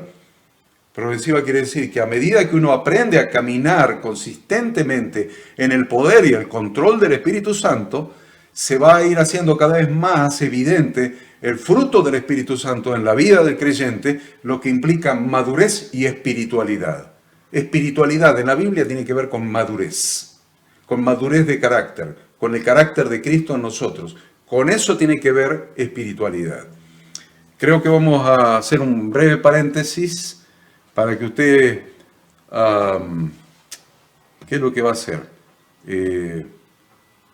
Cambie el agua, la yerba, cambie la yerba, vaya a traer agua caliente para el mate, cambie la yerba, y vamos a hacer un muy brevísimo paréntesis, breve, 2 minutos, 3, así que vaya rápido, vaya a hacer pipí, haga lo que tenga que hacer y continuamos con el estudio de esta lección. Bueno, vamos a continuar con este capítulo 4, les dije que era extenso. Es probable que no lo terminemos, de analizar en el día de hoy, pero no importa, seguiremos la semana próxima y concluiremos con el análisis de este capítulo la semana próxima. Tal vez muchos de ustedes se van a poner contentos porque esta semana no van a tener que hacer resumen, pero bueno, vamos a llegar hasta donde lleguemos, pero no quiero un tema tan importante cortarlo, ni sintetizarlo, ni obviar a algunas partes porque consideramos que es básico, es fundamental tratar este tema. Voy a contestar una de las preguntas que recibí de parte de un pastor. Me preguntaba cuál es la relación entre Espíritu Santo y el Espíritu Santo y la revelación de la palabra de Dios. ¿Cuál es la relación entre el Espíritu Santo y la revelación de la palabra de Dios? Es muy interesante la pregunta, es clave la pregunta, es básica, es fundamental la respuesta a esa pregunta. La relación entre el Espíritu Santo y la palabra de Dios. Miren, ¿quién inspiró la palabra de Dios? ¿Quién inspiró la Biblia? ¿Quién inspiró las Sagradas Escrituras? El Espíritu Santo. O sea, es la primera respuesta básica y elemental que todo creyente sabe, aunque no lo tenga en cuenta, lo sabe. Aunque no lo tome en consideración, lo sabe. Las Sagradas Escrituras fueron inspiradas por el Espíritu Santo. Segundo, eso primero. Segundo, ¿cuál es la obra del Espíritu Santo según la promesa de Dios? Escribir, dar las Sagradas Escrituras en nuestra mente y escribirla en nuestro corazón. Por lo tanto, el Espíritu Santo es quien inspiró las Sagradas Escrituras y la obra del Espíritu Santo en el creyente es hacernos retornar a las Sagradas Escrituras. ¿Tiene sentido para usted? Claro que tiene sentido. La obra del Espíritu Santo es hacernos retornar a las Sagradas Escrituras. Y todo lo que haga tiene que ver con las Sagradas Escrituras. La evolución de nuestro carácter, la maduración, la espiritualidad, todo tiene que ver con ajustar nuestra vida, nuestra mente, nuestro corazón, nuestros pensamientos, nuestras actitudes a las Sagradas Escrituras. O sea que todo el obrar del Espíritu Santo tiene que ver con las Sagradas Escrituras. Entonces, voy a terminar de contestar la pregunta que me hacía este pastor. Vamos un poco más adelante. ¿Qué pasa cuando un pastor de una congregación local, cualquiera que sea, recibe revelación de las Sagradas Escrituras? Lo que está pasando es que el Espíritu Santo, a través de las Sagradas Escrituras, le está revelando, les está mostrando instrucciones de Dios. Eso es lo que pasa. Que el Espíritu Santo, a través de las Sagradas Escrituras, que el mismo Espíritu Santo inspiró, le está revelando, le está mostrando, está descorriendo el velo de instrucciones que Dios dio. Tercer pregunta de este mismo pastor. ¿Qué pasa si el pastor, ante esa revelación de las Sagradas Escrituras, no obra en consecuencia? Quiere decir, no obedece esa revelación, no ajusta ni su vida, ni su ministerio, ni el funcionamiento de la iglesia que está bajo su responsabilidad, no lo ajusta a esa revelación de las Sagradas Escrituras. Le voy a decir sencillamente lo que pasa. El Espíritu Santo no le revela más nada. Eso es lo que pasa. El Espíritu Santo te va a revelar esto. ¿Vas a hacer lo que te reveló? ¿Sí o no? Si lo vas a hacer, vas a seguir recibiendo revelación, vas a seguir madurando en tu ministerio, creciendo en tu ministerio, siendo más espiritual. Pero si ante la revelación del Espíritu Santo, de las instrucciones de Dios, no cambias o tu vida, o tus pensamientos, o tus sentimientos, o tu actitud, o lo que tiene que ver con tu ministerio, con el ejercicio del ministerio, lo que tiene que ver con el funcionamiento de la iglesia, no lo ajustás a la revelación de la palabra, el Espíritu Santo no te revela más nada. Y ahí vas a seguir teniendo una iglesia carnal, una iglesia bajo tu propia directiva, bajo tus propias estrategias, bajo tus propias estructuras, pero el Espíritu Santo no te revela más nada. Esa es la respuesta que le estoy dando, y yo sé que en este momento me está mirando el pastor que me hacía estos comentarios, estos planteamientos. Así que queda aclarado eso, porque vemos iglesias que han evolucionado bien desde que empezó el ministerio y se produjo la plantación, y evolucionaron bien, pero un día se estancaron, o lo que es peor, empezaron a declinar. Pero ¿cómo si veníamos funcionando bien? Venía funcionando bien porque venía funcionando sobre la base de la revelación que el Espíritu Santo te había dado hasta ese momento. A medida que fuiste conociendo más y más la palabra, el Espíritu Santo te dio mayor revelación, y entonces te mostró que había que hacer ciertos ajustes en la iglesia, ciertos acomodamientos al propósito, a la voluntad, a la instrucción de Dios, y vos no lo hiciste. Y entonces venías evolucionando bien, pero ahora ante esta nueva revelación y tu desobediencia, o la iglesia se estanca o la iglesia empieza a declinar. Eso lo hemos visto muchísimas veces, y espero con esto haber respondido a la pregunta que me han hecho. Vamos a continuar con el capítulo. Facetas de la llenura del Espíritu Santo. Facetas. ¿Qué son facetas? Normalmente en los libros no se llaman facetas. No sé por qué le puse facetas, pero es aspectos. Aspectos. Generalmente se llama aspectos, diferentes aspectos de la llenura del Espíritu Santo. Aspecto. El primer aspecto, la primera faceta, puede ser descrita como un hecho soberano de Dios. Un hecho soberano de ese primer aspecto, que es el que más fácil encontramos, visualizamos o entendemos.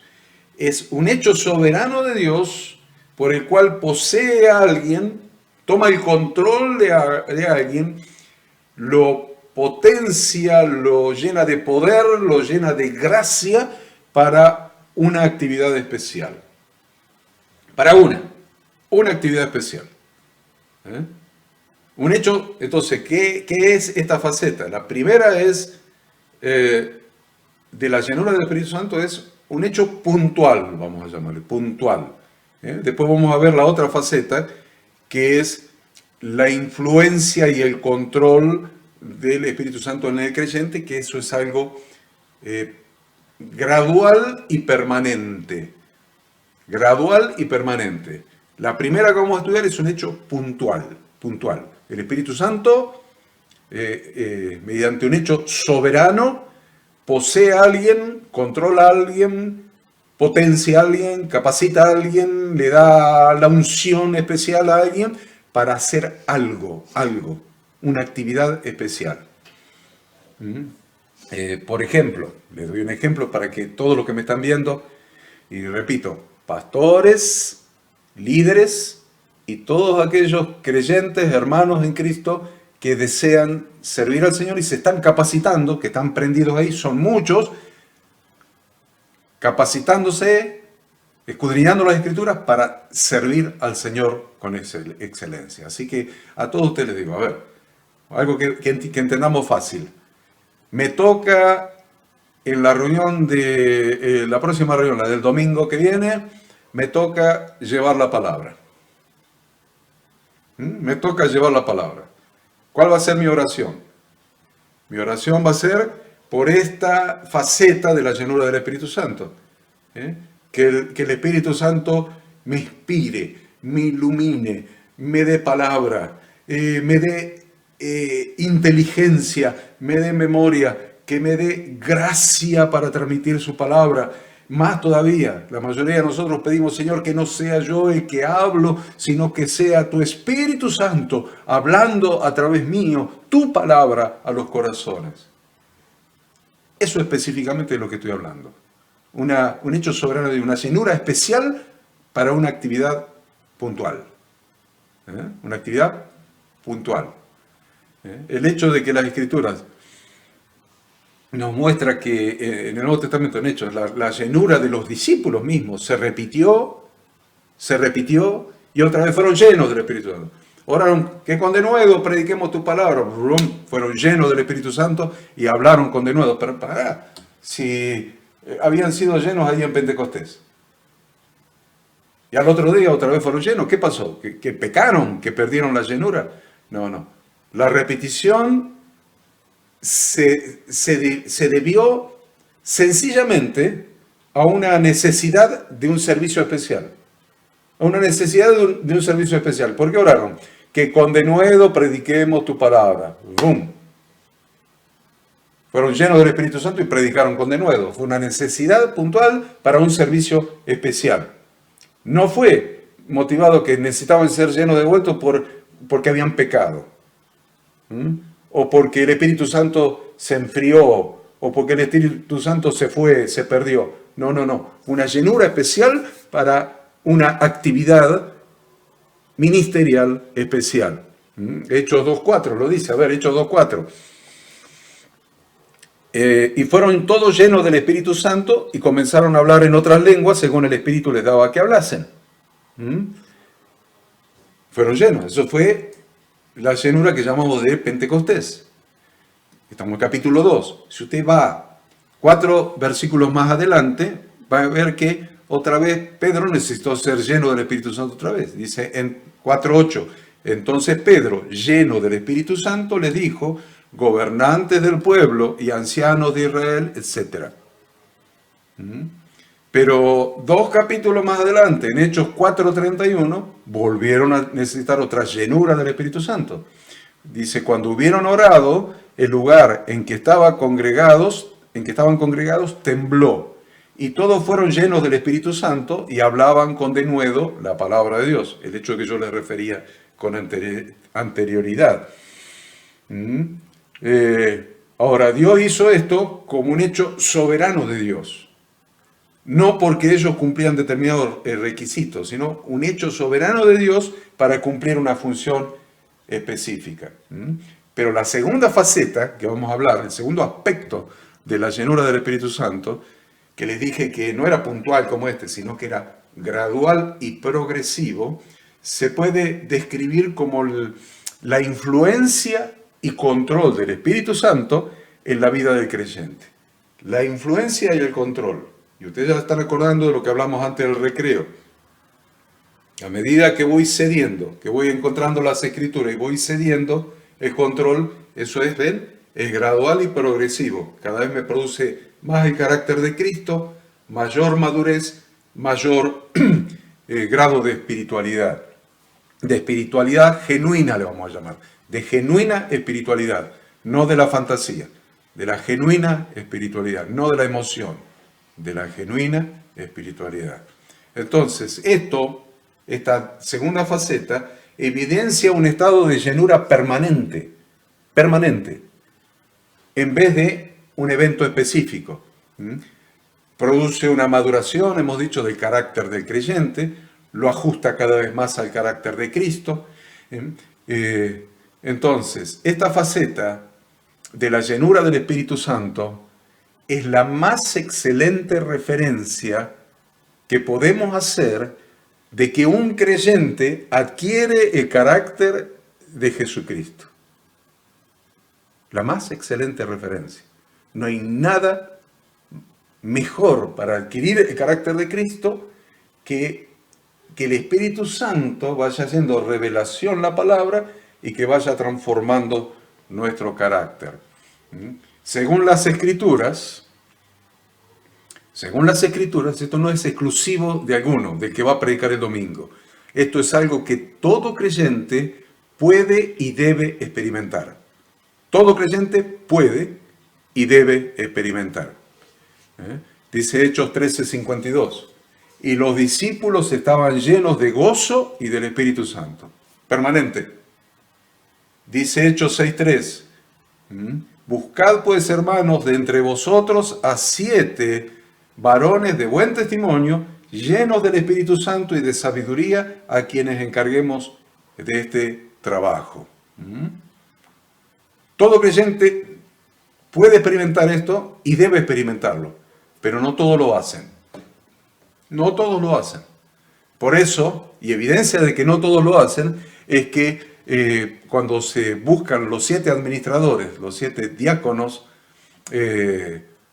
para atender la mesa de las viudas, se busca hombres, varones de buen testimonio, llenos del Espíritu Santo y de sabiduría.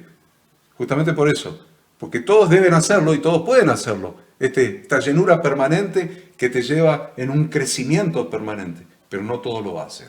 Así que yo invito a todos ustedes que lo hagan, pero no solamente eso, como estoy hablando a pastores, líderes, servidores, hermanos que quieren servir al Señor, ustedes son instrumentos para estimular a los hermanos del cuerpo, a los miembros del cuerpo de Cristo, a los hermanos de la congregación, para que lo hagan.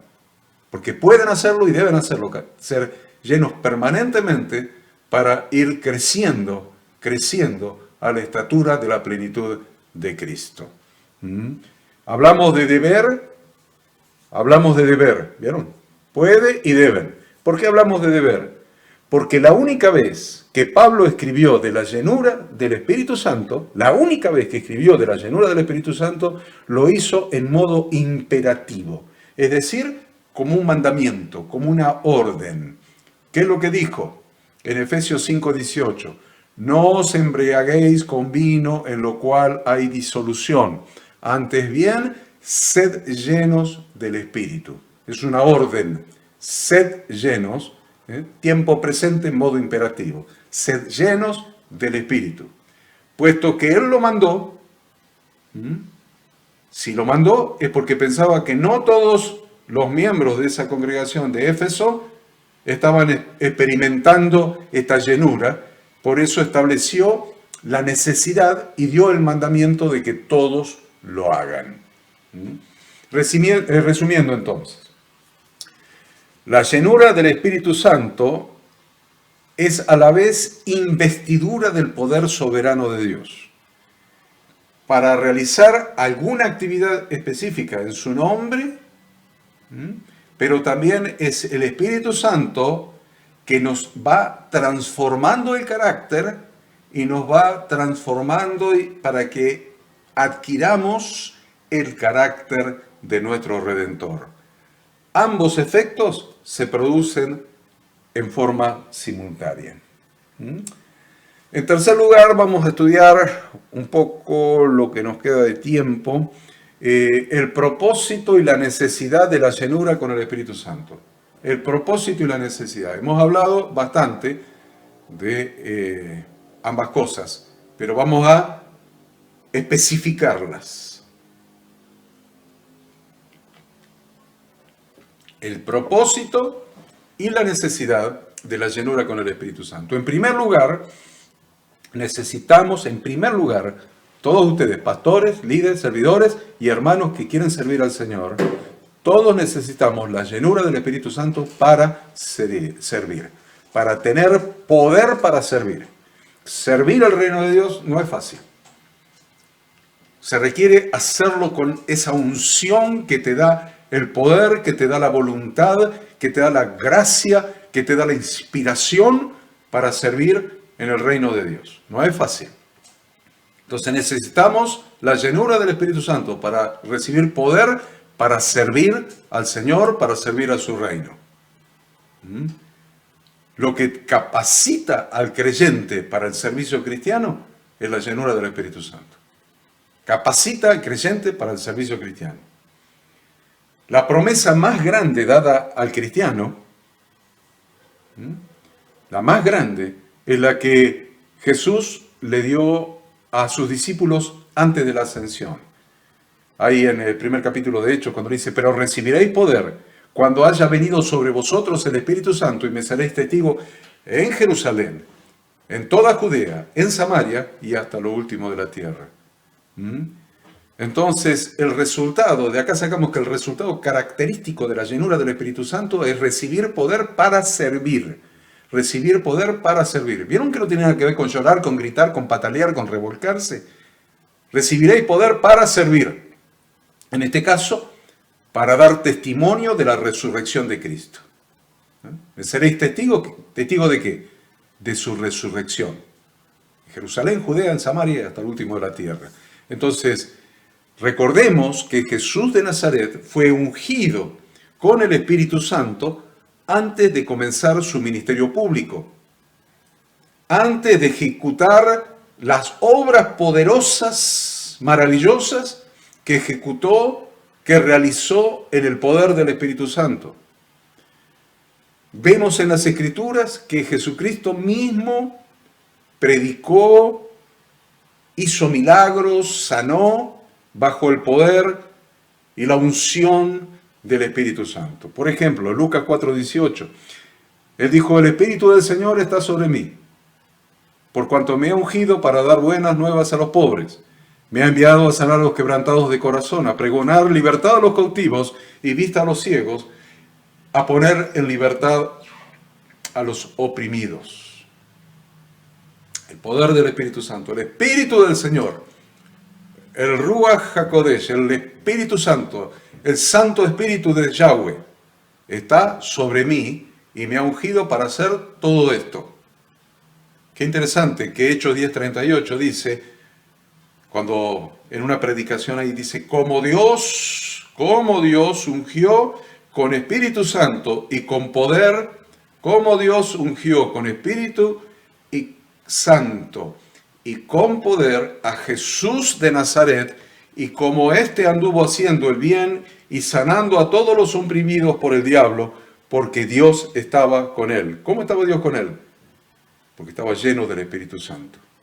En Mateo 12:28, pero si yo por el Espíritu de Dios, dice Jesucristo mismo, si yo por el Espíritu de Dios echo fuera los demonios, ciertamente ha llegado a vosotros el reino de Dios. Es de fundamental importancia también ver cómo actuaron los discípulos. Pues nosotros no somos Jesucristo, nosotros somos sus discípulos. Entonces vamos a ver cómo actuaron los discípulos, cómo oraban y la consecuencia de su oración. Lo hemos visto en Hechos 4:29 al 31. Y ahora, Señor, mira sus amenazas y concede a tu siervo que con todo de nuevo habla en tu palabra. Y después vimos que decía, y todos fueron llenos del Espíritu Santo y hablaban con de nuevo la palabra de Dios. Si seguimos en Hechos de los Apóstoles, lo vamos a encontrar a Esteban en el capítulo 6. Y vamos a encontrar a Esteban que tenía el poder del Espíritu Santo, el poder otorgado por la llenura del Espíritu Santo, con un propósito específico. Dice, y Esteban, lleno de gracia y de poder, hacía grandes prodigios y señales entre el pueblo. Pero no podían resistir su sabiduría y al Espíritu con que hablaba. No podían resistir al Espíritu Santo con que hablaba. Vemos también que Pablo usó la demostración del poder del Espíritu Santo para respaldar. Usó la demostración del poder del Espíritu Santo para respaldar su predicación. 1 Corintios 2:4.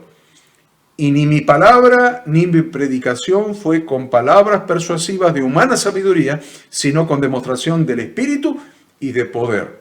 O sea, poder para servir, en todos los casos. Aún en el Hijo, aún en Yahshua, el Hijo del Dios viviente, obró por el poder del Espíritu Santo. Los discípulos obraron por el poder del Espíritu Santo. Esteban el diácono, Pablo, el apóstol. Entonces es necesario ser lleno del Espíritu Santo para poder servir en el reino de Dios. La segunda cosa para la que necesitamos el Espíritu Santo es para recibir poder para librar las batallas espirituales. Recibir poder para librar las batallas espirituales. Porque el creyente está en oposición a grandes fuerzas del enemigo en el área espiritual. Necesita el poder del Espíritu Santo, el talento, la habilidad, la sabiduría, la revelación, la ciencia, lo que da el Espíritu Santo y el poder para ser victorioso en esa lucha en el área espiritual. Inclusive en esa área espiritual necesita ese poder para vencer en el área espiritual, para tener una vida personal transformada y después para ser victorioso en su llamado, en su misión, en su propósito en el reino de Dios. Porque no tenemos lucha contra sangre y carne, siempre leemos eso, sino contra principados, contra potestades, contra los gobernadores de las tinieblas de este siglo, contra huestes espirituales de maldad en las regiones celestes. Las armas espirituales son provistas por Dios a través del Espíritu Santo. Segunda Corintios, pues aunque andamos en la carne, no militamos según la carne, porque las armas de nuestra milicia no son carnales, sino poderosas en Dios para la destrucción de fortalezas, derribando argumentos y toda altivez que se levanta contra el conocimiento de Dios y llevando cautivo todo pensamiento a la obediencia de Cristo. Y también necesitamos la llenura del Espíritu Santo para tener vida plena. Necesitamos la llenura del Espíritu Santo para tener vida plena, lo que podríamos llamar vida rebosante.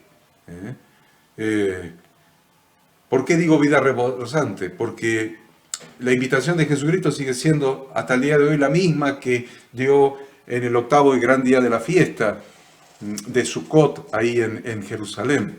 Si alguno tiene sed, venga a mí y beba.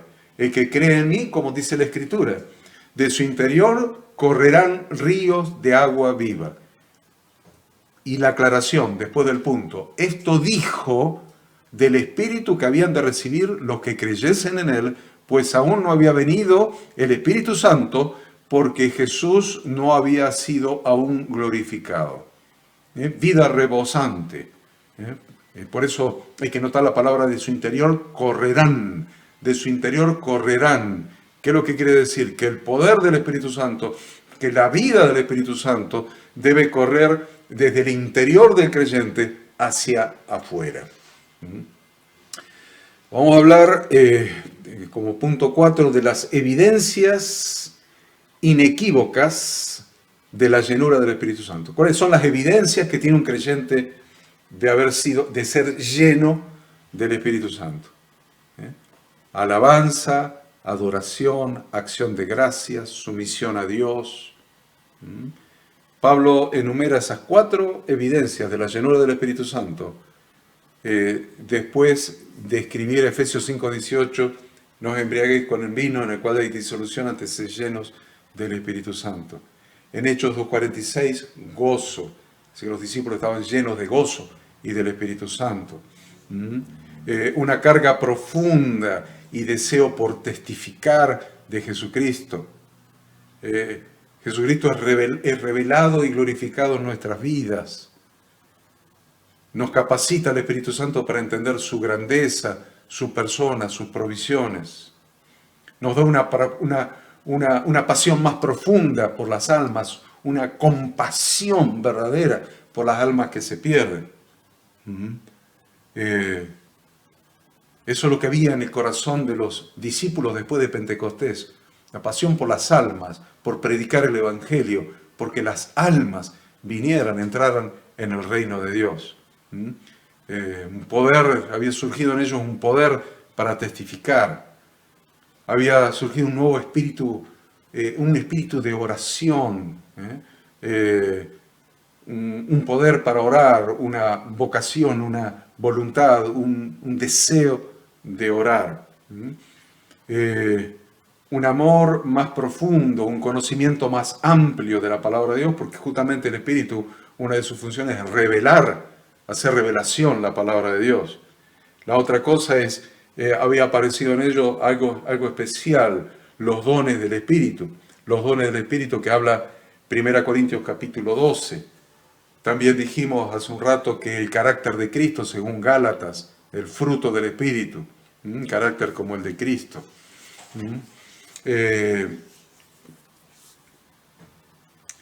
Quinto, ¿para quiénes es la llenura con el Espíritu Santo? Es un elemento clave. Yo sé que están cansados, yo también, pero tenemos 10 minutos más para hablar un poquito sobre esto. Este es un tema clave, así que si necesita despertarse, haga el esfuerzo. Vamos a hablar de para quiénes es la llenura con el Espíritu Santo.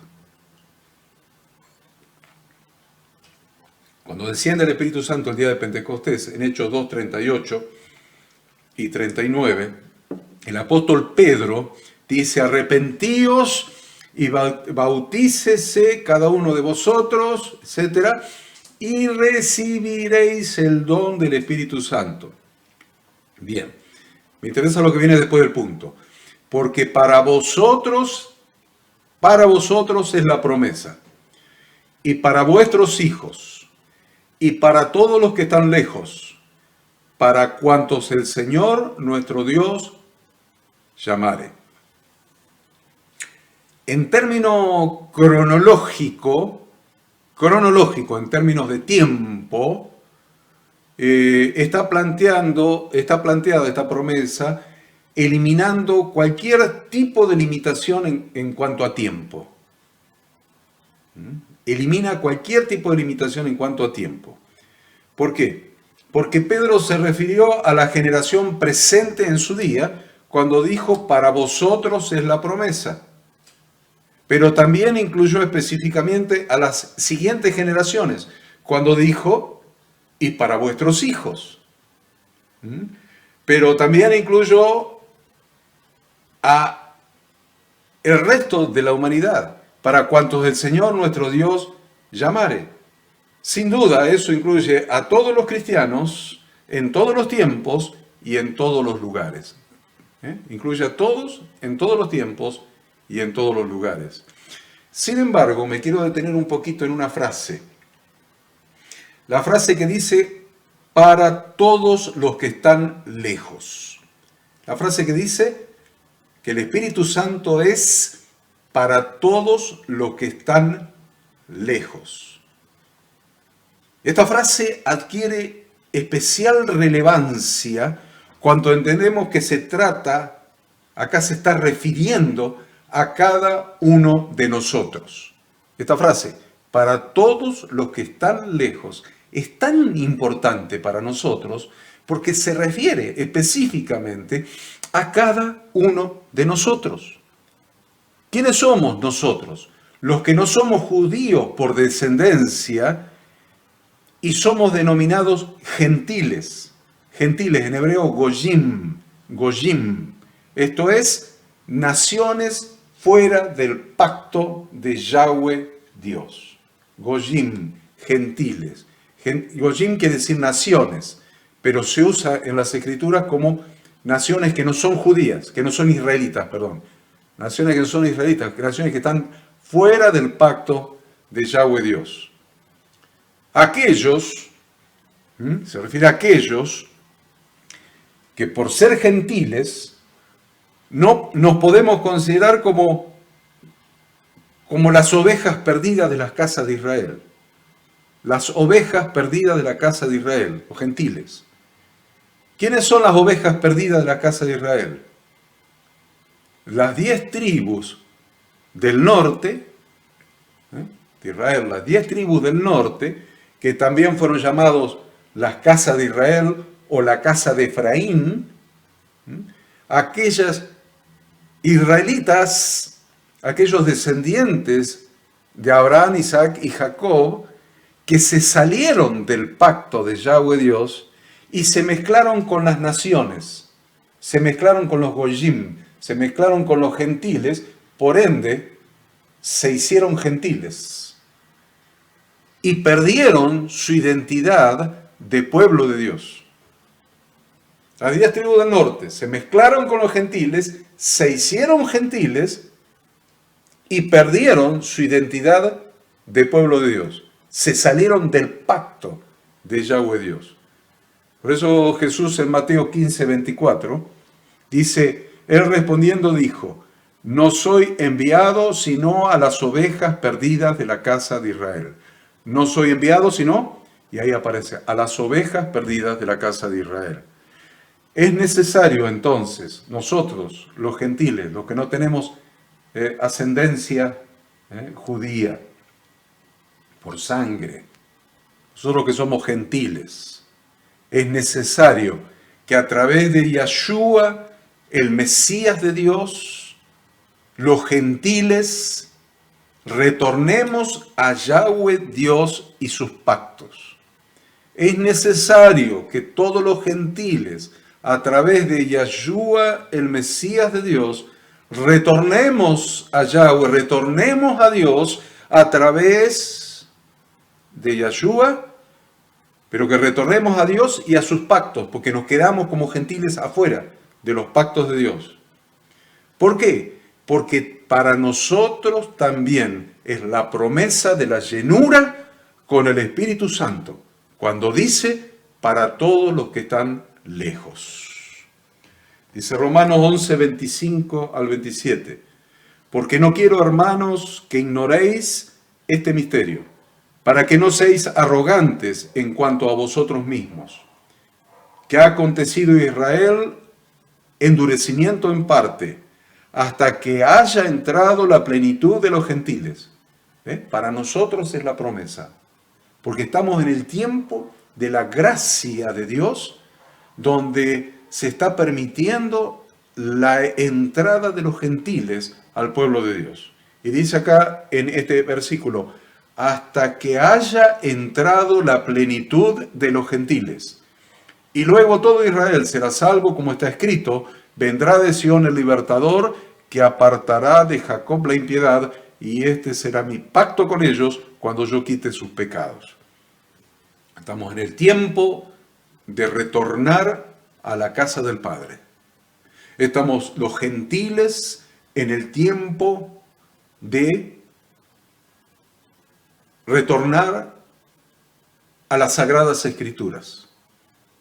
Estamos en el tiempo de ser llenos del Espíritu Santo, porque para nosotros es la promesa. Para los que estamos lejos también es la promesa. La promesa dice para los judíos, es para sus hijos, pero para nosotros también es la promesa, porque estamos en el tiempo donde todavía están entrando los gentiles al pueblo de Dios, hasta que se termine ese tiempo. Aprovechemos este tiempo, porque viene un tiempo, viene un momento donde ese tiempo se va a terminar. Mientras tanto, ahora, hasta que haya entrado la plenitud de los gentiles, está abierto ese tiempo.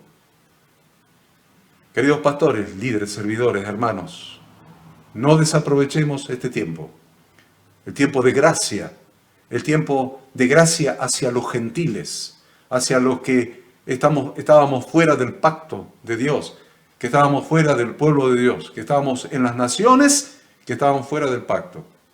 Es tiempo de que los gentiles entren, que entremos, que entre la plenitud de los gentiles y que seamos llenos del Espíritu Santo. Y esa llenura del Espíritu Santo implica el cumplimiento de la profecía de Jeremías 31:33, que el Espíritu Santo dé la Torá de Dios en nuestra mente y escriba la Torá de Dios en nuestro corazón, para que nosotros también seamos su pueblo y Él sea para nosotros Dios. La llenura del Espíritu Santo es para todos, para todas las edades, para todos los que creen en Jesucristo como Señor y Redentor y son hechos hijos de Dios por medio de Él. Es la provisión normal y divina que capacita y está a disposición de todo creyente en toda nación, toda época, toda raza y toda edad.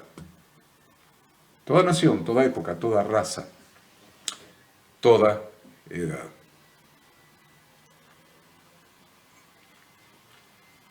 Creo que hasta acá nomás no terminamos el capítulo, pero lo vamos a terminar en la semana próxima, en la próxima clase.